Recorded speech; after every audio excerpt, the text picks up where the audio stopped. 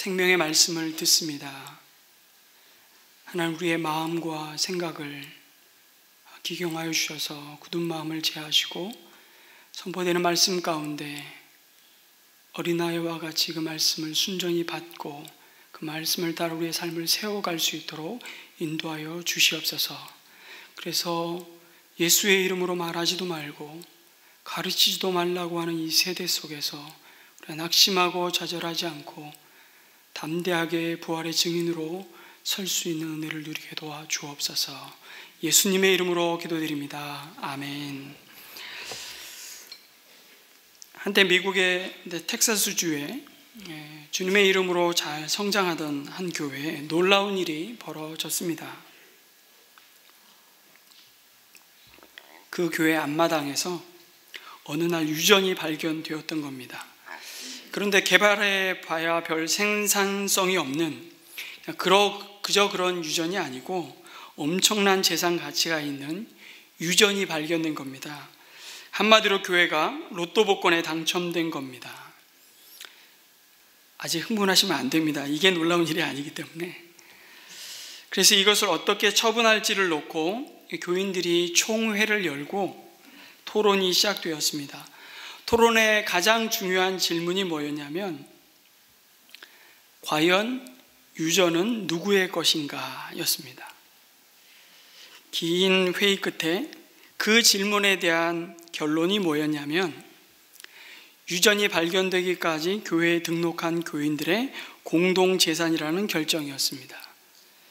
동의가 되십니까? 나쁘지 않은 결정 같습니까? 네, 그런데 문제는 그 다음이었습니다.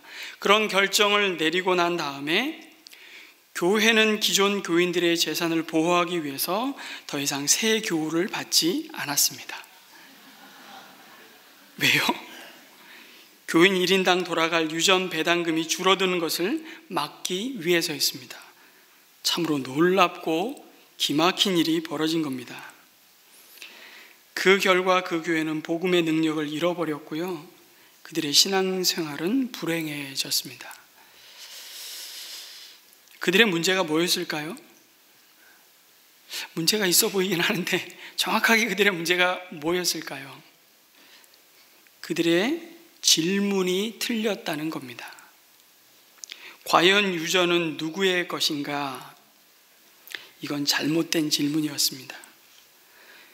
여러분, 잘못된 질문은요, 잘못된 답을 낳을 수밖에 없습니다. 그러면 그들이 던져야만 했던 질문이 뭐였을까요? 하나님, 왜 우리 교회 앞마당에서 이 유전을 발견하게 하신 그 이유가 무엇인지요? 예수님이라면 어떻게 이 유전을 사용하기를 원하셨을까요? 그런데 그들은 자신들이 유전의 주인이라는 그 소유권을 차지하기 위해서 이 유전이 누구 것인지를 분명히 하자는 그 질문으로 시작했습니다. 그 이후에 모든 것이 꼬여버렸습니다. 왜요? 이 질문은 결국 교회의 모퉁이 돌이 되신 예수님을 버리고 인간의 탐욕을 불러일으키는 질문이었기 때문입니다. 그들이 알아야 했던 것은 하나님 앞에 정직하고 올바른 질문이었습니다. 자, 여러분, 역사의 시계바늘을 2000년 전으로 옮겨봅시다. 예루살렘에 처음 교회가 탄생했던 순간 잘못된 질문을 던졌던 사람들이 등장합니다. 이미 우리가 사도행전에서 묵상했듯이 나면서부터 걷지 못하고 지체장애인으로 구걸해야만 생존이 가능했던 그 안진뱅이를 예수의 이름으로 고치는 놀라운 역사가 이루어졌습니다. 그에게 구원의 역사가 일어난 것을 본 사람들에게 사도들은 이거 우리가 한 게 아니다, 왜 나를 쳐다보느냐, 왜 나를 주목하느냐, 그렇게 말하면서 부활의 주님을 증거했습니다. 바로 그때에 오늘 본문 이렇게 시작합니다. 사두개파 사람들이 갑자기 몰려와, 오늘 표현을 보니까 격분했다고 합니다. 격분. 그리고 사도들을 잡아 가두는 일이 발생했습니다. 초대교회의 핍박이 본격적으로 시작되는 첫 장면입니다. 그리고 이 병자에게 행한 나쁜 일도 아닌, 오늘 뭐라고 베드로가 말하죠? 착한 일에 대해 지금 신문을 하겠다고 이스라엘 최고 의결기관인 산헤드린 공회를 소집했습니다. 사실 산헤드린은요, 입법, 사법, 행정 모든 전권을 가지고 있는 정말 초법적인 기관이라고 말할 수 있습니다. 그리고 사도들에게 질문합니다. 너희들이 대체 무슨 권세와 누구의 이름으로 이런 일을 하느냐? 텍사스주의 한 교회 성도들처럼 이 질문은 잘못된, 아니 아주 사악한 질문이었습니다. 여러분 이 질문을 하고 대답을 해야만 하는 사람들은 그들이 아니라 오히려 베드로와 요한 사도여야 합니다. 우리가 무슨 권세와 누구의 이름으로 이런 일을 하는지를 아십니까? 바로 예수 그리스도의 권세와 이름입니다. 산헤드린 공회원들이 던져야 할 질문이 있다면, 아니 도대체 예수가 누구이기에 이 놀라운 기적을 우리가 보고 있는가?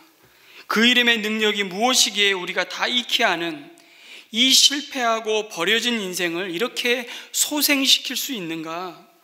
바로 이 질문을 했어야 합니다. 이것이 정직한 질문입니다. 그런데 제사장들과 사두개파 사람들, 그리고 율법사들로 구성된 바리새파 사람들은 위선으로 가득한 그들의 가면을 벗고 겸손하게 복음 앞에, 예수의 이름 앞에 무릎 꿇을 수 없었기에 이런 질문을 할 수 없었습니다. 왜요? 그들은 예수가 굳이 필요 없다고 생각할 만큼 착각이긴 하지만 이미 가진 것이 너무 많았기 때문입니다. 그리고 자신을 스스로 의로운 자들이라고 여겼기 때문이죠. 여러분, 사두개파라는 말의 의미가 바로 의인이라는 뜻입니다. 자기들을 그렇게 불렀어요. 우리는 의인들이다. 주님도 그 사실을 이미 말씀하시지 않았습니까? 건강한 자에게는 의원이 쓸데없고 병든 자에게라야 의원이 쓸데있다고. 인자에 온 것은 스스로 건강하다고 말하는 자들이 아니라 자신이 병든 자임을, 나는 죄인입니다, 그것을 인정하는 자를 온전케 하시기 위해 주님이 왔다고 말씀하셨습니다. 여러분, 하나님 앞에요, 복음이 선포되는 그 현장 앞에 내가 죄인입니다, 바로 내가 죄인입니다 라고 말할 수 있는 것, 그것이 은혜입니다. 많이 복음을 전해보지만 내가 죄인입니다라는 인정, 복음이 전해질 때 그 복음 앞에, 그 복음을 받아들이기에 큰 걸림돌 중에 하나가 뭐냐면 내가 죄인임을 인정하지 못하는 거예요. 여러분, 텍사스주의 이 교회의 문제가 결국은 무엇입니까? 다시 오늘날로 돌아와서 예수 이름의 권세를 의지하지 않고 교회 마당에서 터져나온 대박의 행운에 기대는 맘몬 우상을 섬기는 종교 생활을 한 겁니다.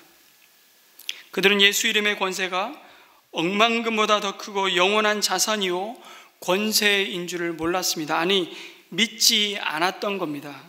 그래서 그들은 우선 손에 잡히는 돈, 그 맘몬을 자신의 신처럼 섬기다 망해버린 것이죠. 교회가 망할 수 있어? 주님이 그 교회의 머리가 되시지 않는 교회, 망하는 거죠.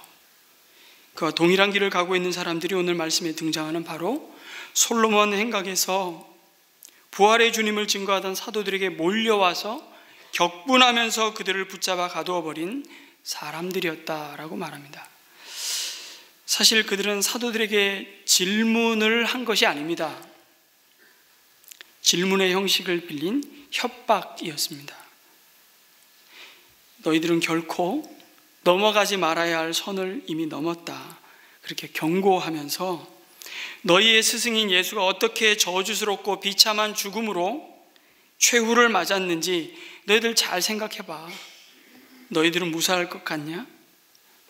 산헤드린 의원들은요, 이미 베드로와 요한이 예수를 따라다닌 제자들이었다는 것을 다 알고 있었습니다.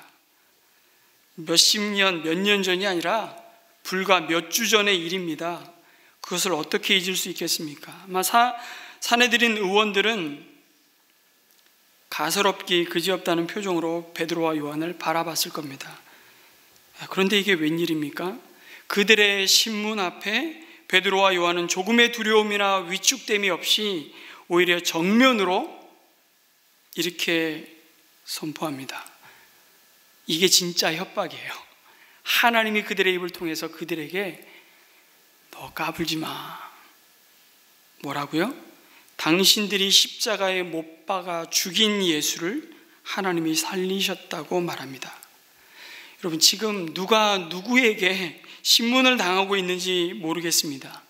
사내들이니 베드로와 요한을 피고인석에 세우고 신문을 하고 있는 것이 아니라 사도들이 연단에 서서 그들을 둘러선 공회원들을 향해 그들의 무지와 어리석음을 깨우치고 가르치고 있는 광경이 벌어진 겁니다. 베드로와 요한의 모습에 그들이 놀랐다고 말합니다. 놀란 이유가 뭡니까? 사실은 그들이 놀란 이유가 더 놀랍습니다. 성령 하나님의 강력하고도 불같은 그런 찌르심 앞에서도 그들은 자신들의 죄를 직면하기보다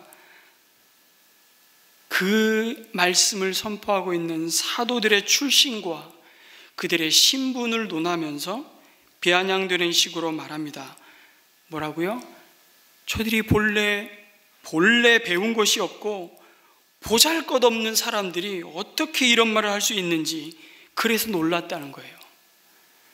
본래 배운 것이 없는 자들이라고 판단하고 있는 그들. 그런데 예수님은 제자들에게 이런 일이 일어날 것을 이미 다 말씀해 주셨습니다. 지금 사도들은 예수님의 말씀이 어떻게 성취되고 있는지를 놀랍게 확인하고 있을 뿐입니다. 마태복음 10장 19절에서 20절 말씀에 이미 그들에게 이렇게 말씀하셨거든요. 너희를 넘겨줄 때에 어떻게 또는 무엇을 말할까 염려하지 말라. 그때 너희에게 할 말을 주시리니 말하는 이는 너희가 아니라 너희 속에서 말씀하시는 곧 너희 아버지의 성령이니라. 여러분, 이 장면을 기록한 누가의 의도를 가만히 생각해 보면 성령에 충만한 사도들은 이제 세상이 감당치 못할 부활의 증인들로 아주 굳건히 서 있음을 보여줍니다. 그러나 반대로 아주 강하게 대조적으로 십자가의 원수로 서 있는 자들, 그들 역시 끝까지 성령의 찌르심 앞에 회개의 자리가 아닌 더 강팍한 불신앙과 불순종의 자리로 나아가고 있음을 강하게 대조해서 보여주십니다. 참된 회개의 자리로 나아갈 수 있는 것도 정말 하나님의 은혜가 아니면 이루어질 수 없음을 봅니다. 약속된 구원을 받아들이는 것 역시 사람의 힘과 설득의 기술이 아니라 전적인 하나님의 은혜임을 깨닫습니다. 유대의 지도자들, 여러분 그들이 누구입니까? 누구보다 성경의 해박한 지식을 가진 자들이었습니다. 하지만 그 성경이 가르치고 드러내고 있는 구원자 예수 이름 앞에 무릎 꿇게 만드는 참된 지식이 아니었음을 봅니다. 오히려 그들의 지식이 그들을 교만하게 했습니다. 오히려 영혼의 눈을 가려서 구원의 주님을 볼 수 없는 영적인 맹인들로 만들어버렸습니다. 참으로 무섭고 너무나도 아이러니한 장면입니다. 부정할 수 없는 기적이 예수의 이름으로 일어났음을 그들도 알고 온 예루살렘에 사는 사람이 다 알고 있다고 그들도 인정하면서도 그들의 완고함은 4장 17절에 보면 참으로 어처구니 없는 반응으로 또 확인됩니다. 그들이 사도들을 사내들인 공회에서 잠시 내보낸 다음에 이렇게 말하는 거예요.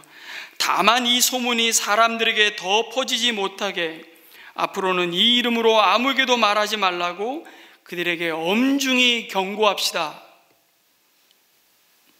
사도들의 스승인 예수도 로마의 반역죄로 누명을 씌워 죽인 그들이 그의 제자들쯤이야 뭐가 두렵겠습니까? 그런데 또다시 몇 주 만에 같은 문제로 소란을 일으킨다는 것이 그들에게 정치적인 부담으로 작용할 수 있다고 판단했는지 제자들에게 절대로 예수의 이름으로 말하지도 말고 가르치지도 말라고 구두로 경고하고 쫓아보냅니다.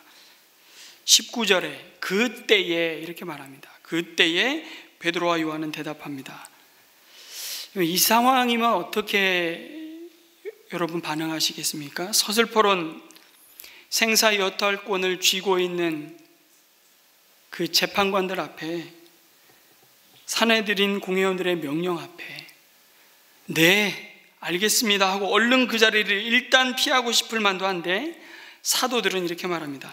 하나님의 말씀을 듣는 것보다 당신들의 말을 듣는 것이 하나님 보시기에 옳은 일인가를 판단해 보십시오. 하나님 앞에서 지금 이야기하고 있습니다. 우리는 보고 들은 것을 말하지 않을 수 없습니다. 사도들은 이미 말릴 수 없는 사람들이 되었습니다. 성령 충만은 그런 것입니다. 예수의 영이신 성령의 충만하심은 하나님의 마음과 소원과 그 가르침이 제자들의 마음과 생각과 그 삶의 인격을, 그 모든 순간을 온통 사로잡고 흘러 넘쳐서 예수의 흔적을 빼고는 아무것도 남지 않는 모습, 바로 그것이 성령 충만한 모습입니다. 그래서 우리 보고 입 다물고 있으라고 명령하실 바에 차라리 우리를 죽이는 것이 나을 것이요, 이렇게 말하는 겁니다. 굉장히 도발적인 말입니다. 여러분, 구원의 복음은 도발적입니다. 언제나 세상은 예수가 그리스도라는 증거를 무례하고 도발적인 것으로 받아들입니다. 참으로 거치는 돌과 같은 것으로 봤습니다. 이미 예수님이 이 땅에 하나님의 나라가 가까이 왔다고 선포하시고 회개하라고 촉구할 때 세상은 두 팔을 벌려 주님을 환대하고 영접하지 않았습니다. 요한복음에 보니까 참 빛, 세상에 와서 각 사람에게 비추는 빛이 있었나니 그가 세상에 계셨으며 세상은 그로 말미암아 지은 바 되었으되 세상이 그를 알지 못하였고 자기 땅에 오매 자기 백성이 영접했다 안 했다요? 영접하지 아니하였다, 이렇게 말씀합니다. 빛이 어두움을 뚫고 들어왔지만 어두움은 그 빛을 싫어했습니다. 어두움은 그 빛을 배척했고 거부했습니다. 그리고 더 적극적으로는 비난하기 시작하는 것입니다. 왜요? 자신들의 어두움이 드러날까 봐. 죄와 사망의 어두움에 생명의 빛으로 오신 예수님은 놀랍게도 거북하고 불편하고 가까이 가고 싶지 않은 존재입니다. 왜 그렇습니까? 내 자신의 주인 자리를 그분께 내놓아야만 비로소 함께 할 수 있는 분이기 때문입니다. 나의 일부분이 아닌 나의 전부를 그분께 양도할 때에 비로소 하나님이 약속하신 영원하고 진정한 생명을 누리고 그리스도 안에서 하나님이 주시는 참 자유와 기쁨을 되찾을 수 있기 때문입니다. 그런데 자꾸 사단은 우리를 지금도 이 말씀을 듣고 있는 이 순간에도 내가 저 말엔 동의 못해, 자꾸 우리를 속입니다. 이간질시키고 거짓말하는 자, 그 사단은 끊임없이 우리의 생각과 마음을 공격합니다. 이 시대의 사상으로, 이 시대의 언어로, 이 시대가 누리는 그 온갖 즐거움과 쾌락으로 우리를 속입니다. 예수 외에는 구원 얻을 이름이 없다고? 무슨 그런 무식하고 독선적이며 무례한 소리를 하냐고. 사단은 끊임없이 우리가 병든 자요, 예수의 이름으로 치유와 용서받아야 할 죄인임을 부인하게 만듭니다. 난 그런 사람 아니라고. 그러나 사도들은 당신들이 지금 알아야 할 것이 있다고 말하면서 이것을 돌려서 얘기하지 않습니다. 뭐라고 얘기하죠? 당신들이 바로 구원자 예수를 십자가에 못 박아 죽인 살인자들이요, 당신들이 하나님이 세우고자 하시는 하나님의 나라의 모퉁이 돌이신 예수를 버린 자들이라고 직면하게 만듭니다. 그 죄를 직면하여서 그러면 우리가 어찌할꼬? 그러면 우리가 어떻게 해야 됩니까? 가슴치며 회개의 자리로 나오도록 그들을 초대하는 것입니다. 그러나 그들은 그 초대 앞에 순순히 응답하지 않았음을, 그들은 소망이 없는 자들임을 잘 알았습니다. 여러분, 구원자로서 이 땅에 오신 예수는 우리가 사는 오늘날도 별로 매력을 느끼지 못하는 주제입니다. 더군다나 오직 예수 그리스도만이 인간이 하나님 앞에 나아갈 수 있는 유일한 길이 되시고 오직 예수의 이름 외에는 천하의 인생을 구원할 다른 이름이 없다는 이 복음의 절대성, 이것은 종종 심각한 충돌과 갈등을 가져옵니다. 여러분, 구원의 진리는 그럼에도 오직 하나입니다. 구원의 진리는 그 자체로 어쩌면 배타적입니다. 만약 진리가 무엇이든지 배제하지 않고 모든 것을 다 옳다고 말한다면 그것은 절대로 진리일 수 없는 겁니다. 진리는 자기와 반대되는 것에 대해서 틀린 것을 틀렸다고 분명하게 말하는 것이 진리입니다. 그래서 사도 베드로는 담대하게 외치는 것이죠. 너희가 십자가에 못 박고 하나님이 죽은 자 가운데 살리신 나사렛 예수 그리스도의 이름으로 이 사람이 건강하게 되어 너희 앞에 서 있다고. 이 사람이 바로 진리신 예수 그리스도가 우리의 구원자 그리스도이심을 증거한다고. 이 예수는 너희의 건축자들의 버린 돌로서 집 모퉁이의 머릿돌이 되었다고. 다른 이로서는 구원을 받을 수 없다. 이 복음의 절대성을 증거하고 있는 겁니다. 여러분, 이 복음의 절대성과 이 진리에 타협할 수 없는 이 배타성을 좀 쉽게 이해할 수 있는 질문 하나를 하겠습니다. 질문이라기도 뭐한 산수 문제입니다. 7 곱하기 7은 얼마인가요? 모르세요? 구구단 게임을 하면 가끔씩 헷갈려요. 구구단을 외자 이러는데 그 구구단이 안 외워지는 거죠. 그냥 게임이 아니고 질문 다시 하겠습니다. 7 곱하기 7은 49. 감사합니다. 정답입니다. 그런데 49를 연필로 쓰면 좀 그러니까 금덩어리로 50이라고 씁시다. 자, 그래서 정답 됩니까? 정답이 돼요? 반응을 해주세요. 다이아몬드로 정교하게 조각을 해서 60이라고 쓰면 그게 맞다고 할 수 있나요? 아니 50인데 틀렸다 할 게 뭐야, 좀 봐주면 안 되나? 왜 그렇게 관용이 없어? 관용이. 여러분, 이게 관용의 문제인가요?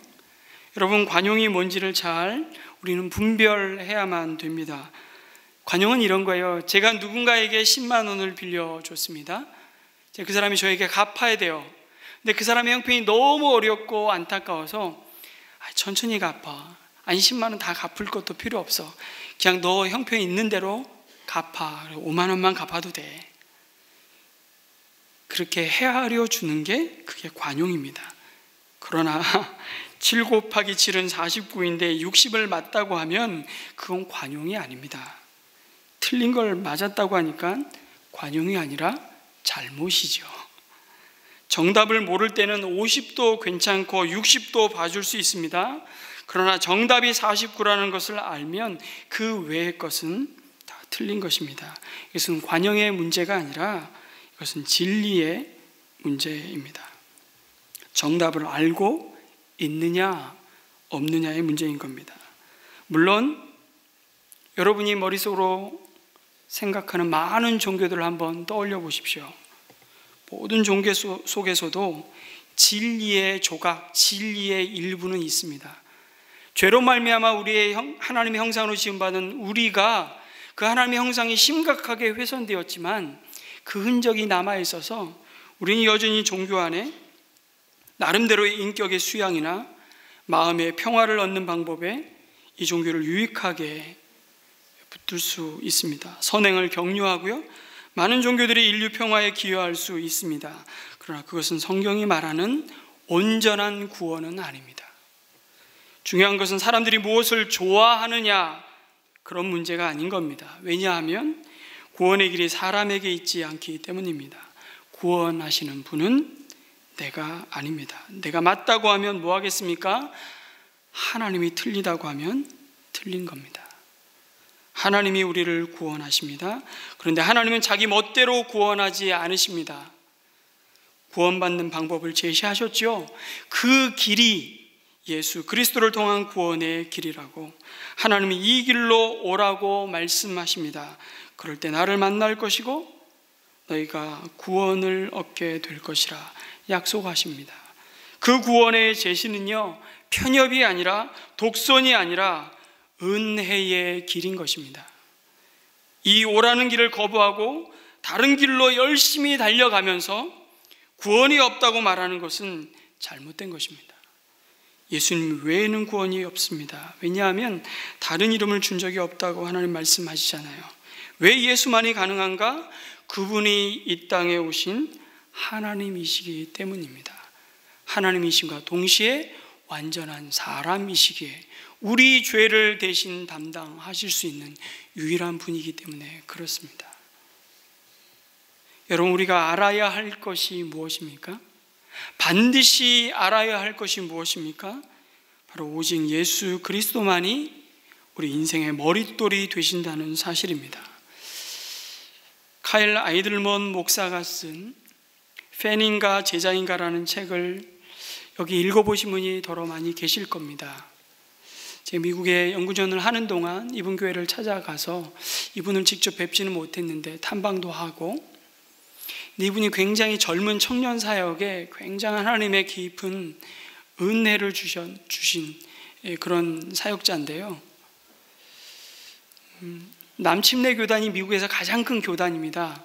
그 교단의 전 세계 선교를 다 총괄하는 책임자, 최연소 책임자로 그 사역을 감당하다가 작년에 은퇴하고 다시 워싱턴 DC의 한 교회에 부름을 받고 이제 목회를 다시 시작했습니다.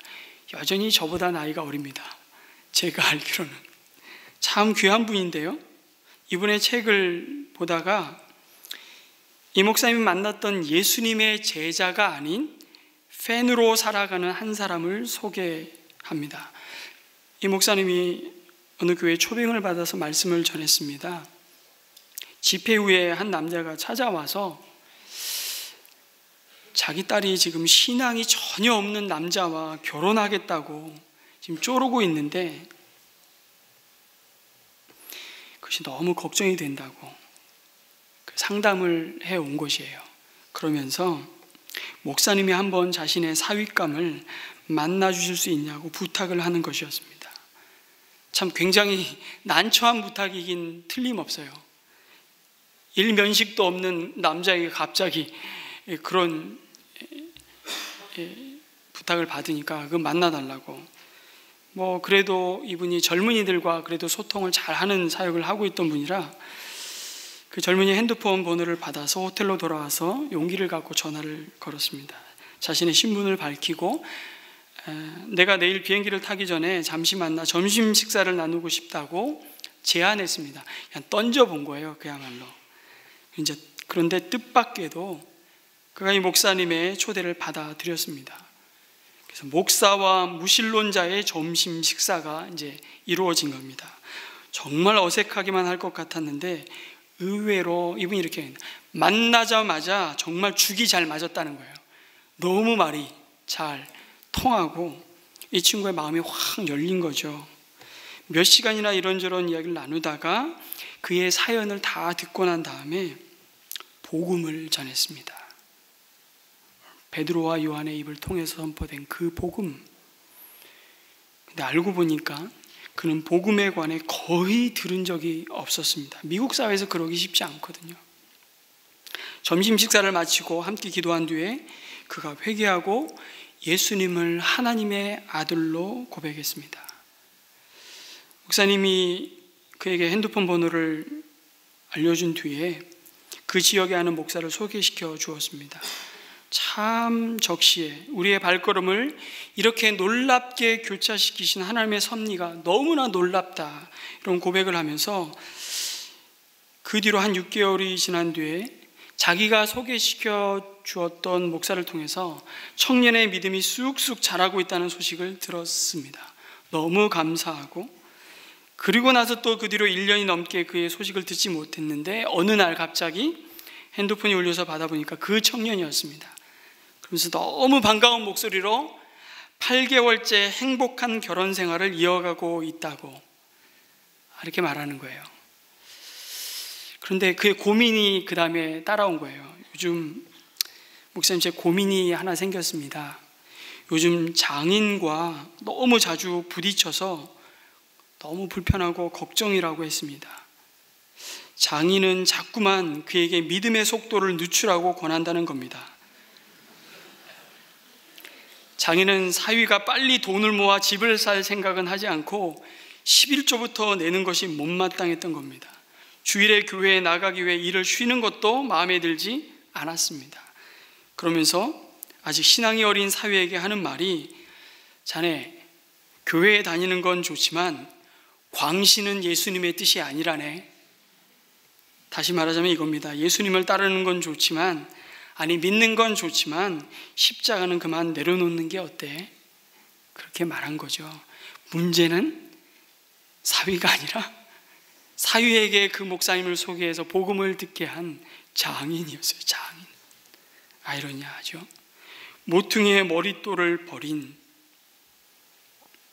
주춧돌이 없이 지어진 집과 같은 사람의 모습을 소개하고 있습니다. 이런 사람들의 특징이 뭐냐면 바로 주님의 제자가 아닌 주님을 향한 아무 대가도 지불하고 싶지 않은 그냥 팬으로 살고 싶은 겁니다. 마치 예루살렘 성에 예수님이 입성할 때 종려나무 가지를 흔들면서 호산나 호산나, 다윗의 자손에 다윗의 이름으로 오시는 예수여, 언제 이 나라가 주권을 회복하겠습니까? 자신의 야망과 비전을 좇아 예수님을 따르고 있는 군중과 같은 겁니다.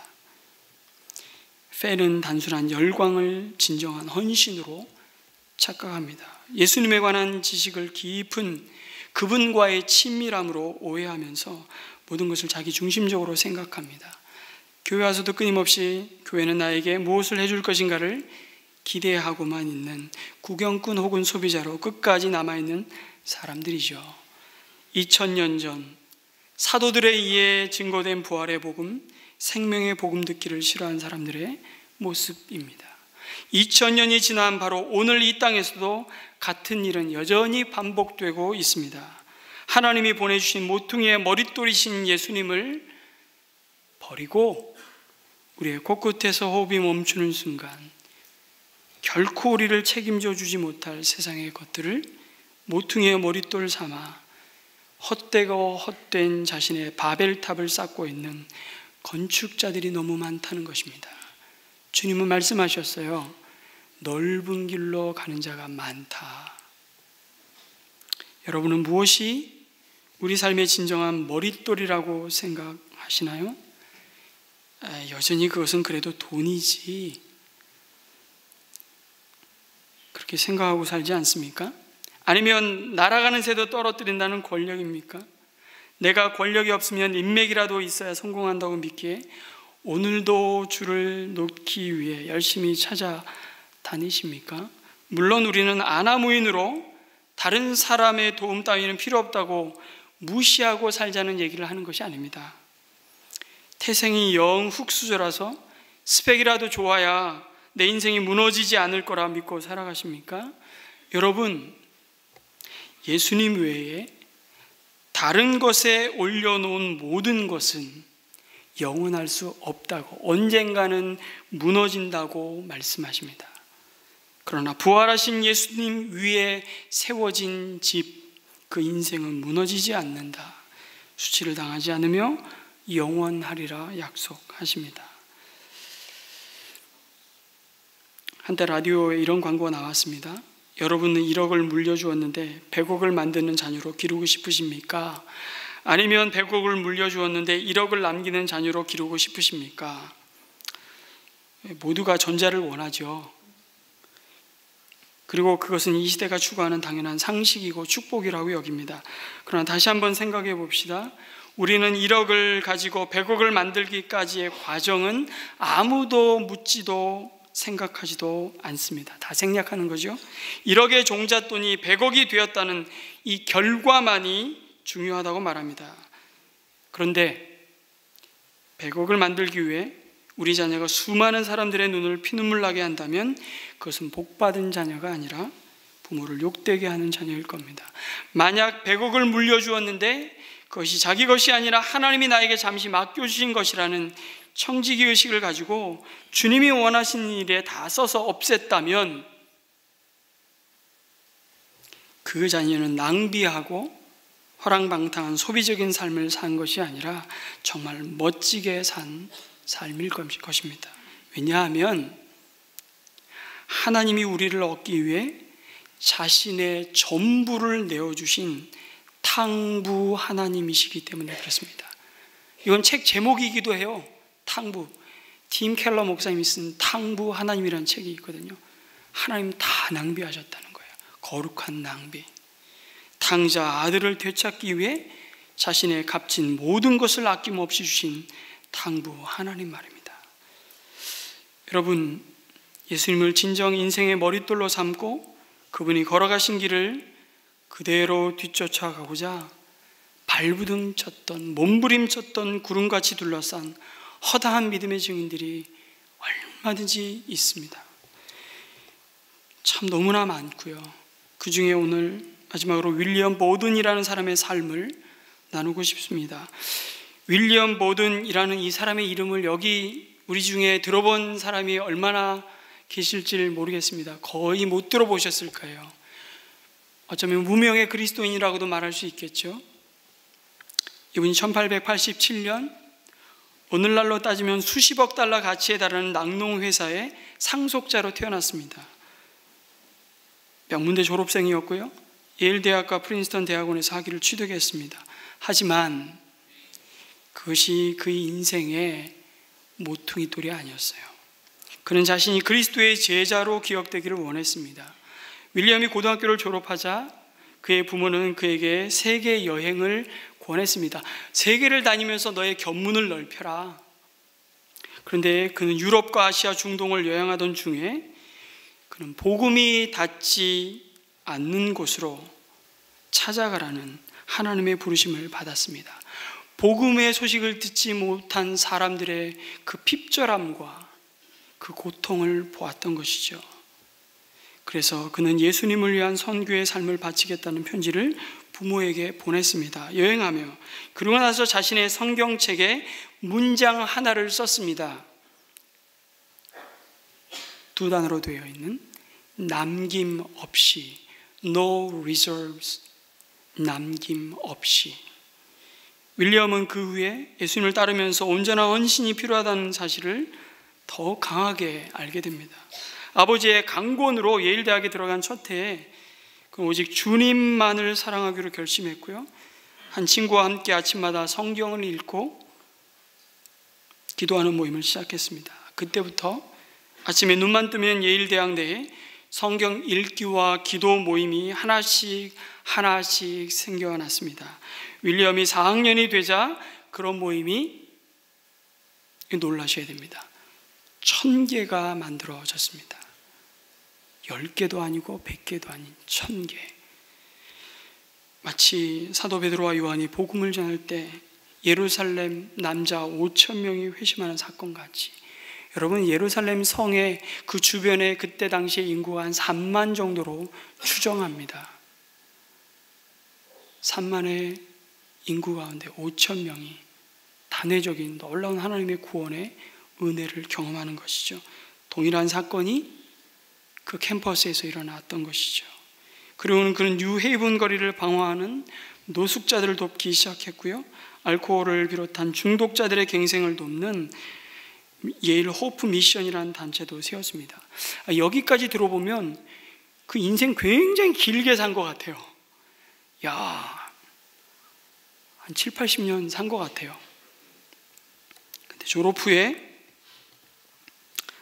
전에 재학 중에 아버지가 돌아가시면서 그는 막대한 재산을 물려받았습니다. 여러분, 막대한 재산을 물려받았습니다. 뭐가 온 거지요 그에게?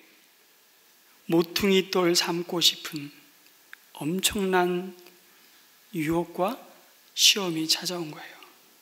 그때 그의 성경책 뒷면에 다시 한 문장을 썼습니다. 후퇴 없이, no retreat, 더 이상 뒤돌아가지 않으리. 예수님을 따르기 위해 뒤돌아보지 말아야 한다는 사실을 알았던 겁니다.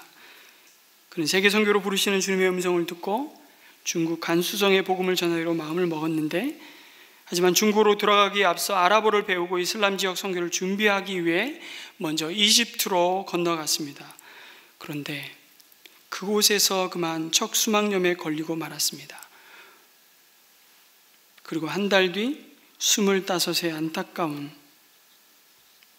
그 아까운 나이에 세상을 떠났습니다. 그리고 카이로에 묻혔습니다. 제가 알기로는 아직도 그의 무덤은 카이로에 있는 것으로 압니다. 윌리엄의 삶을 보며 참 어리석다고 말할 사람이 많았을 겁니다. 예수님을 따른답시고 가족과 재산, 미래까지 다 팽개쳤건만 결국 선교지는 구경도 못하고 생을 마감했으니 말입니다. 하지만 하나님은 그를 통해 예일대학에 놀라운 영적인 부흥을 일으키셨고요, 수많은 인생의 모퉁이의 머릿돌이 되셨습니다. 그의 이야기를 듣고 그의 삶을 보며 선교사가 되기로 결심한 사람이 수천 명이었습니다. 아마 그 가운데 우리나라에 헌신하에 들어온 선교사가 있었을 겁니다. 그의 인생은 결코 실패작이 아니었습니다.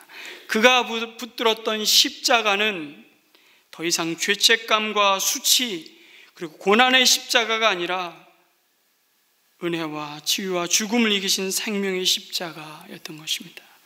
이 진정한 제자가 세상을 떠난 뒤에 그의 성경책 속에서 3개의 문장이 발견되었습니다.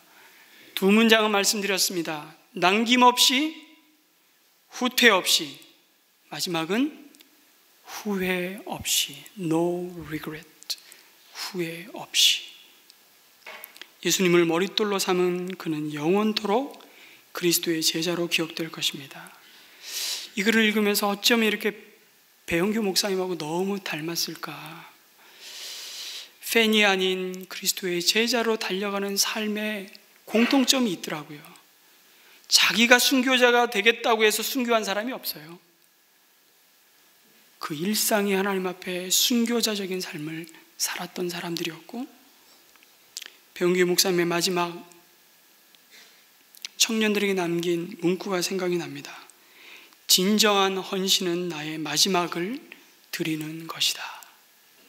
사랑하는 성도 여러분, 예수님은 우리의 머릿돌 삼고 우리를 보내시고 머물게 하신 그 자리에서 오늘도 예수의 이름을 힘입어 죄로 고통받고 신음하는 자를 살리시는 여러분 되시기를 축원합니다. 예수의 이름을 자랑하고 부활의 증인들로 당당히 살아가시기를 주님의 이름으로 축복합니다. 아멘.